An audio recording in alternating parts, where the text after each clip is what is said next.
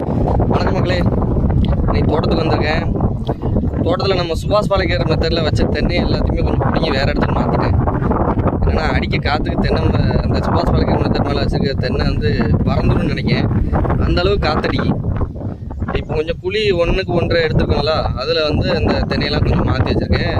ஏன்னா சுபாஷ் பாலேக்கர் மெத்தட் மேலே வச்சதுக்கு வந்து தண்ணி எவ்வளோ தான் ஊற்றினாலும் அதில் வந்து நிற்க மாட்டேங்குது. குழிக்குள்ளே வச்சுட்டா தண்ணி ஊற்றும்போது கீழே இருக்கிறனால கொஞ்சம் தென்னை வளரும்னு ஒரு ஐடியா. அப்படி தான் நானப்பிரகாசம் சில விஷயங்களை பண்ணது உண்டு.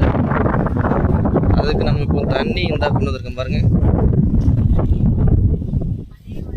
இதெல்லாம் தான் நம்மளோட திங்ஸ். தோட்டத்துக்கு வரணும்னா நம்ம இவ்வளோ திங்ஸை எடுத்துகிட்டு வரோம். அப்புறம் போன வீடியோவில் அந்த கதை சொல்லியிருந்தேன் பார்த்தீங்களா, அதில் நிறைய பேர் என்கிட்ட ஃப்ரெண்ட்ஸு நிறைய பேர் ஃபோன் அடித்து கேட்டாங்க. எல்லாருக்குமே என்னென்னா அந்த கதையை பற்றி தான் கேட்டாங்க. எல்லாருக்கும் அந்த கதை தான் ரொம்ப பிடிச்சிருக்கு. ஆனால் யாருமே வந்து தமிழர் வேளாண்மைன்னா என்ன, அதில் என்ன அப்படிங்கிற சந்தேகத்தை யாருமே கேட்கல. இந்த நஞ்சை கட்டமைப்பு புஞ்சை கட்டமைப்புனா என்ன, தமிழர் வேளாண்மைனா என்ன, வெப்பாத்தி குழினா என்ன, பரப்பு வசத்துனா என்ன அப்படின்னு யாருமே கேட்கல. கொஞ்சம் ஆச்சரியமாக தான் இருக்குது.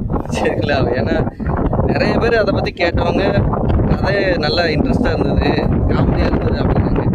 சரி, நம்ம அந்த தமிழர் வேளாண்மை தானே பண்ண போகிறோம்.